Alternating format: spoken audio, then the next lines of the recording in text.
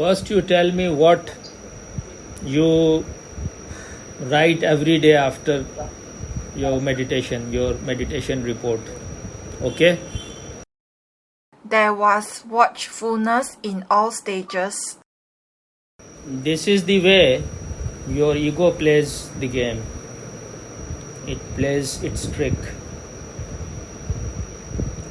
First thing, every day you write the same thing. That means you are not transcending your mind even while you are in meditation. Otherwise, it cannot be same every day. And it's the very egocentric attitude what you are writing.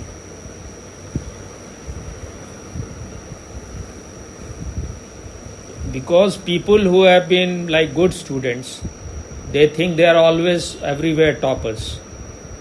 So their ego is very much hurt if they are somewhere a backbencher or in the middle. So they have to claim always that we are on the top. So there was watchfulness in all these stages. What you mean to say that it was a totally effortless state. You were not making any effort. You are just using another word. Instead of witness, you are saying there was watchfulness in all these stages. Instead of saying that the witnessing was there, you are saying that there was watchfulness in all these stages. That means there was no thought, only watchfulness was there. Or even if there is watchfulness or witnessing is there, thought cannot be there for long. But then you have attained. And what is word for what you are going to meditation? You have known that which is to be known, which is the ultimate. And then how it was in all these stages, then where it disappeared. If it was there, if it is the truth, then where it goes back. So this is a sheer lie. First you should say that I was trying to be watchful. And when you are trying to be watchful, what you are going to watch? Thoughts are there, mood is there, some feeling is there, some emotion is there. You are not saying anything about them. There was watchfulness in all these stages. It may be completely a mental stage, a mental state. You were totally focused. Every day the same report is there. There is nothing new. Nothing new ever happens under the earth. It is all the time a boring world. So what really happens in your meditation? Most of the time,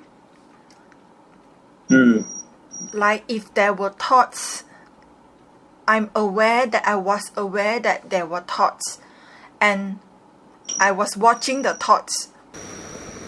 Who is watching? The mind. So then why you are saying watchfulness was there? Because in the past you have asked me not to use the word I, so I would not say I was watching the thoughts. So I would just say there was watchfulness. I said to you so that you become free from the I. But now you be more truthful now. Okay. That doesn't mean that you have to lie. Even if you use the word mindfulness, it is little better because it has something to do with the mind. When you know that the witness is there or witnessing is happening, then you don't need to make any effort. You are all the time in meditation. So what is happening? What is your real state? And if witnessing is happening, then for a long time there will be silence, there will be no thoughts. You will be beyond body and mind. So that is something very great. Then you will never say there was watchfulness in all these stages. You will say about that it was ecstatic, it was blissful, but then also you have to be very careful while using the word. Now what happens in your meditation?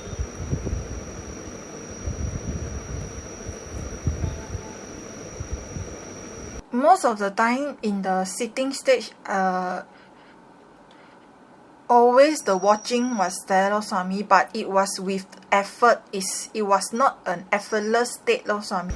Watching is there, but what is the other thing other than watching? What is there? What you are watching? Watching thoughts, sometimes the sound from outside, the surrounding sound. It is never that knowing is and the knower is knowing the knower. It is always objective. Some object is there, you are watching that object, but it is never that you establish in the subjectivity or the subject. There is nothing to know outside, so the knower is back to itself. Knower is settled in itself. The observer is observing itself. But this observer word is not very good. Better is observation.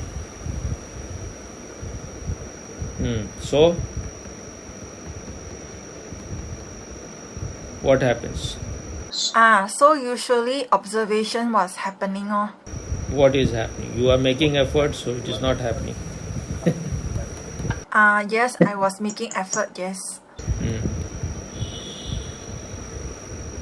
Are you growing or you are stuck? Definitely growing, Swami. Definitely growing. Okay. Now you ask that question.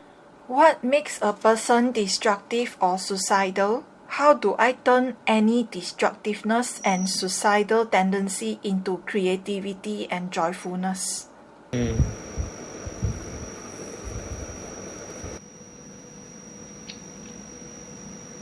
Osho has said, your disease may be anything.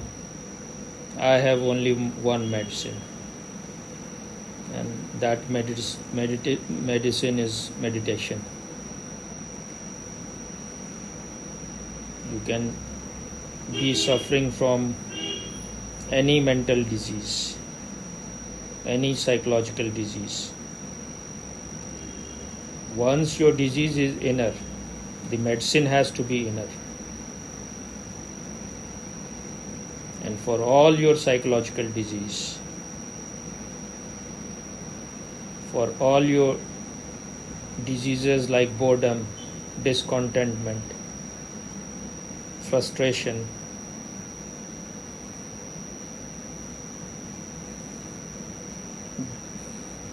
unhappiness, no meaning in life, meaninglessness, no significance in life. The only medicine is meditation. The only way out is in. So, as Osho has said, there is only one medicine. If you really want to be cured, if you want to do patchwork works, if you just want to make yourself function normally, you don't want to be too abnormal, you just want to be only adjusted in society, then you can go to psychiatrist, you can go to psychoanalyst. But ultimately these are psycho-exploitation, psycho-extortion. It's not curing your real roots, it's just treating the symptoms. So if you want to really want to be cured, that anything which is at the level of mind cannot help you. Their cure is also at the level of mind, and your disease is also at the level of mind. You have to find something which is beyond mind, which is higher than mind. At the same level, no real cure can be found. Being a mind, you cannot get rid of your mental diseases. So you have to find your very center. Once you have known who you are, once you have known what is your real nature, then all these things, all these problems are there because you don't know your real nature. You think you are your thoughts, you think you are your emotions, you think or you feel that you are your feeling. So as you are identified with things which are on surface, which is appearing on the mirror of your consciousness, or as long as you are identified with these clouds, then you will go on suffering. You have to find out something which was, which is, and which will be.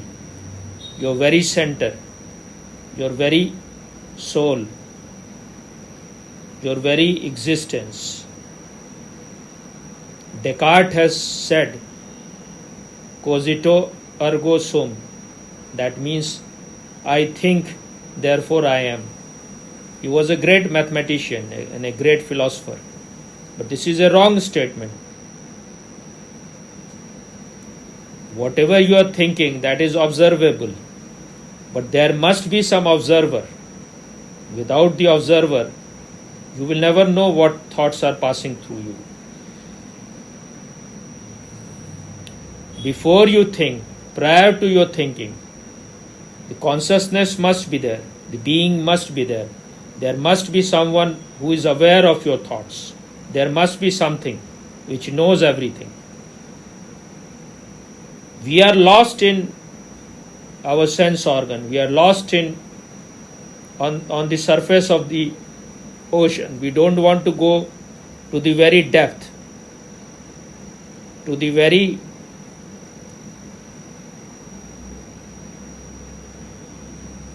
last level of our existence. You go on peeling the onion, you will find layers upon layers, but you go on peeling and ultimately you will find nothing. That nothingness is everything. Out of this nothing, everything comes out. That is a state of pure possibility, pure potentiality. So those people who don't have the guts, who are not daredevils, who don't have the courage, they go to other to find solution. They will run from this psychiatrist to that psychiatrist, from this analyst to that psychoanalyst. But that is all wastage of time. You are just postponing things. If you are bored of all those things, once you have understood it, that at the level of mind there is no solution, and no one from outside can give you your inner light. You need to have your own light. Once you have the light, all your darkness disappears. All your inner darkness disappears. That is what Buddha meant when he said, be your own light. Otherwise, he could have said, you just live on the borrowed light of me. You just remain in my presence and all your darkness will disappear. So once you are connected to your consciousness, once you have known your being, then all these destructiveness, all this uncreativity will disappear.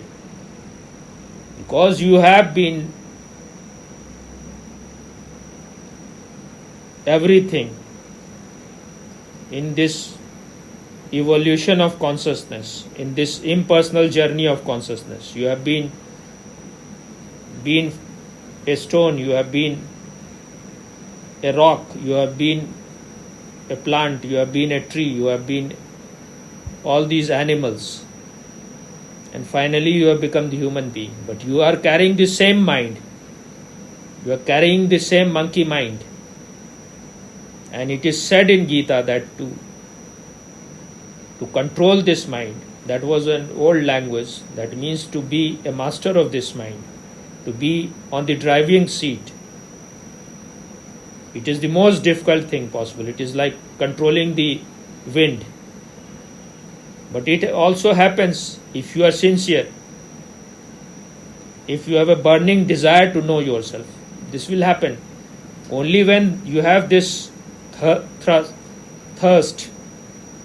If you don't have the thirst, then water is useless for you. So once you want to know yourself at any cost, even at the cost of your life, then only you can reach to your very center. As long as you are not ready to stake everything, you cannot know yourself. You cannot know yourself just by spending money or staking money or gambling money. Here you have to gamble with yourself, your very being. Once you have only one interest, to know yourself, then only it can happen. So, what was your question? How do I turn any destructiveness and suicidal tendency into creativity and joyfulness? You have a suicidal tendency. I mean, everyone has suicidal tendency. Anyone who has suicidal tendency or destructiveness. Because you are expecting too much from others. It's not that those people who commit suicide, they are totally bored of this world, or they are fed up of this world. They don't want to live. They want to live, but they want to live with their own condition. They want others to be according to them. But as you grow more mature, you will come to understand everyone is here. Everyone is running for his own dream. Everyone is equally unconscious. So what you are expecting from them? Instead of wasting time in going to this person, to that person, and wasting your time, everyone is a beggar, and you want these beggars to make you a king or a queen. It is better that you turn in. Everyone can see that your inner state is disharmonious. The music is missing, and the music can happen only when the master is present. So by going out or by expecting too much from the world, it's just you are wasting time. Now the time has come, turn in. So anyone who is suicidal, who want to commit suicide, this is a mental disease, this is a sickness. You are seeking outside solution for your inner problems. Otherwise, if you have lost interest in the outside world, you have known everything, then why you will commit suicide? You will live moment to moment. You will enjoy this moment. You are not expecting anything from anyone.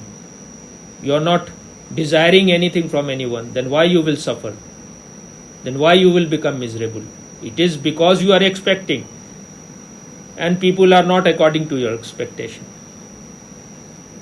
Then you are hurt. Now just face the reality, encounter the reality. Why you are expecting? For the outside things, you are dependent on the world. If you want food, someone has to grow the food. If you want to get a job, then someone has to provide you a job. But for your psychological problem, also, why you are seeking any help from others, any psychiatrist? That will be, then you are on a wrong trip. Then there will be psycho exploitation. I have invented this word, or psycho extortion. That is how these cults are born, and then they take you on a ride. You become a slave. You went there to be freed. You wanted to be free from all chains, but they have put even bigger chains. But who is responsible? You are responsible. Because when there is a demand, there will be supply. You want to depend on others, that the others should make you free. No one else can make you free. So this is wrong expectation. Your problem is inner. You have to go in and see what is your problem, how these problems have been created. So in your mind, everything is there. The animals are there. All your lust is there. Greed is there. Anger is there. You have to deal with it. You have to know them. You have to encounter them. You have to see them. Then all these things will disappear. And because of all those things, because of your past, because of the environment you have been living in, their influence, the way others have made you unnatural. You are like a fish out of water. The way you have been given education, the way your parents have treated you, everything is unnatural. So you have become unnatural. That is your misery. That is your suffering. But they cannot give you anything better because they are also in the same boat. They have also been programmed and conditioned in the same way. Whatever they have given to you. It's not necessary that they have done it intentionally. Maybe they had all good intention. But even if you have good intention and you are a blind person, and the blind person is leading other blind person, both of you are going to fall in ditch. So that's why this journey is alone to alone. The master can show you the way, but you have to travel the whole way. He is like a milestone.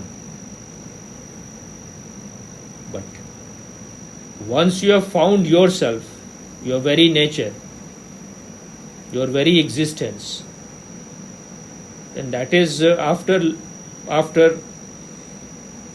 long search, after paying all the prices, once you have come back to your home, then you can really relax. So the destructiveness or suicidal tendency is because you have collected so much of garbage and you think you are those things. You are identified with them. So once you start watching them, this is what meditation is, watching. Then you are creating distance, and slowly you will know you are none of those things. You are not your emotions, you are not your thought, you are not your feeling, you are not your body, you are not your mind. This is the Indian way, the Eastern way, which is called neti, not this, not this. You are neither this nor that. Once you reject everything which you have accumulated, which have collected around you,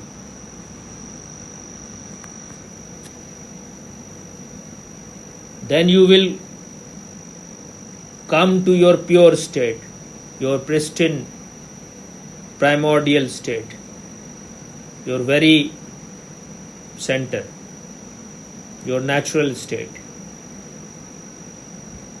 But for that you have to pay the price. If you want everything, you will lose everything. If you want only one thing, you will gain everything. That is what Jesus meant when he said, Seek ye first the kingdom of God, all else shall be added unto you. So first seek that which is most valuable, that which is invaluable. You have a very limited time and energy. If you are running here and there, if you want everything, then you will have nothing. And once you have found your real nature, that is the fountain of bliss, that is from where all joy will come. But we are always seeking some technique, some method.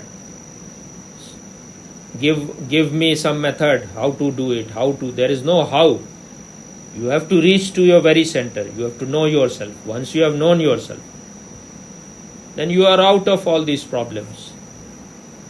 Then no one can cheat you, no one can create bondage for you, no one can make you a slave, no one can hypnotize you. You have come out of all hypnosis. Just some time back I was listening to Achar Prasant, and he was saying a story from some Puran, that I will just make it little expanded, because these stories are just stories.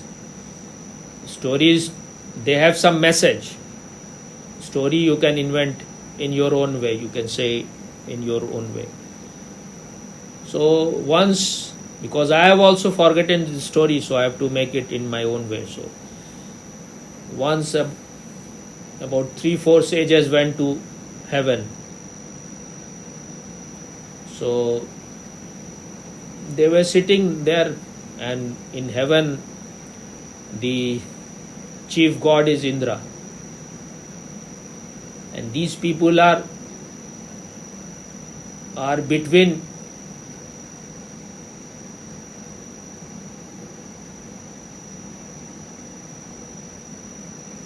human being and God. So they are called devas. They are called like angels. They are devas, but their life is only indulgence. It's all life of pleasure. They have no pain, they have no suffering. But if you want to go beyond suffering, and if you want to go beyond pleasure, if you want to know yourself, then you have to become human being. You cannot transcend pleasure and pain by being a deva, an angel, because their life is only indulgence. They don't know any pain.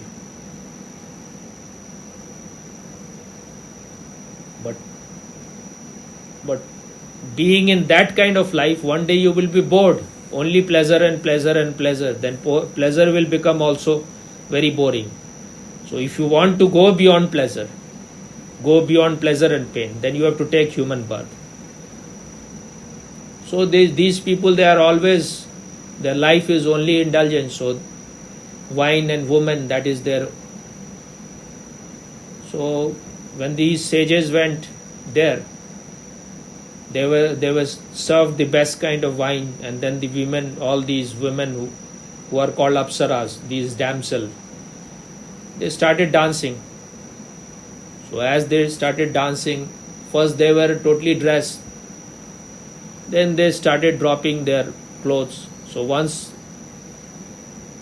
the woman dropped the first cloth, then one of the rishi, one of the so-called sage, he closed his eyes.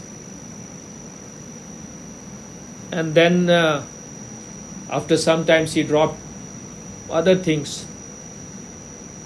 Then the other man, first he was looking, he said that I will look. But then when she dropped her blouse also, so her breast was there, then he could not tolerate. He said, now I will become polluted. So then he closed his eyes also.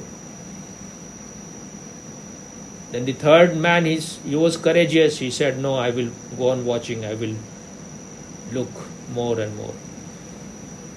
But finally this damsel, this apsara, dropped her lower cloth also. Then he said, now it is too much. So he also closed his eyes. But the fourth one, he remains calm and quiet. He went on looking. He was a witness. So she had dropped everything. Now there was nothing to drop. But then he said that drop more, drop more. He was untouched. Because so far you have dropped only your outer clothes. Now you have to drop your mind also, your mental clothes also, your personality also. Then the Apsaras realized that this person cannot be hypnotized. He has gone beyond all hypnosis. He is really established in himself. So she fell into his feet. She said, "You are the real sage." All the three were just posing as sages. So you need to be patient. You need to go on making effort. It is an arduous effort. You have to go on digging at one place. Then finally the water will come. Okay? Our education system is just taking care of our left brain, the logical brain, the rational brain, the mathematical brain. But we have lost all connection with the heart, the feeling center, the center for poetry, the center for music, the center which can experience beauty, which knows what beauty is, which knows what love is, which has an aesthetic sense, which is full of love. So our heart is totally dead. You can call it heart dead. We are heart dead people. Like some people are called brain dead when all the cells in their brain start dying and they are in coma, then they are brain dead.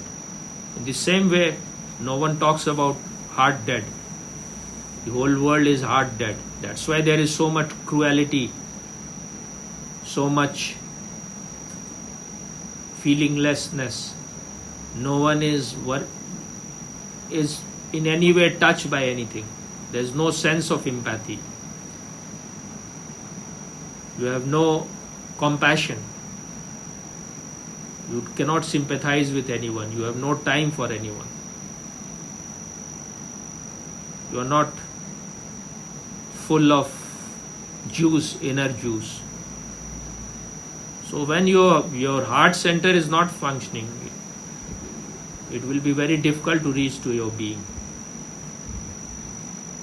And when this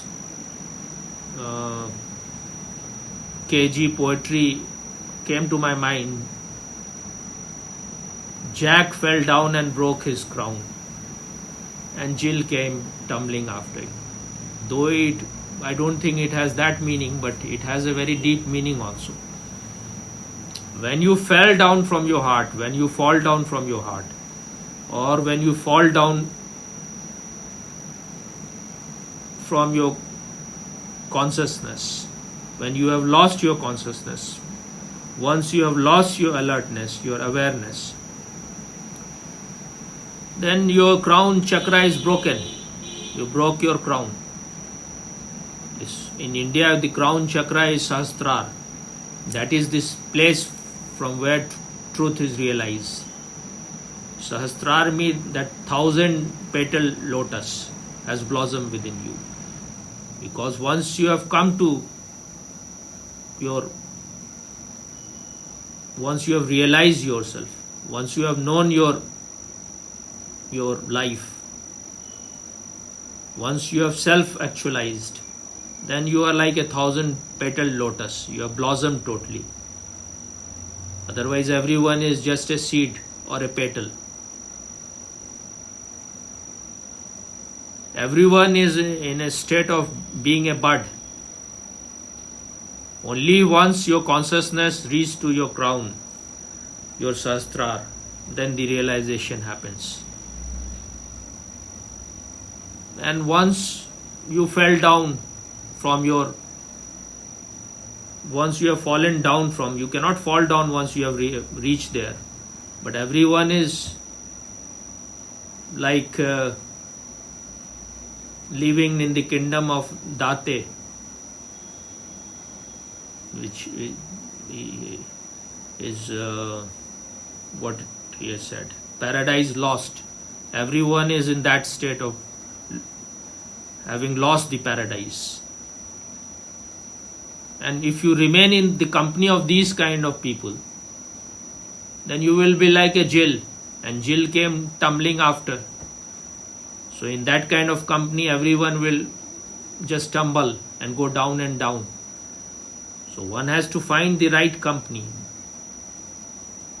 If you are living with wrong kind of people, their impression, their darkness will influence you. So how you can be joyful? If you want to be joyful, you have to find out the good company. You have to be very choosy. You need a sense of discrimination. What you have to eat, what you have to wear, what you have to see, what you have to listen, everything has to be decided by your consciousness. Otherwise, if you are doing everything unconsciously, you will lose your paradise. You will be in the hell, or you will be tumbling. You will break your crown.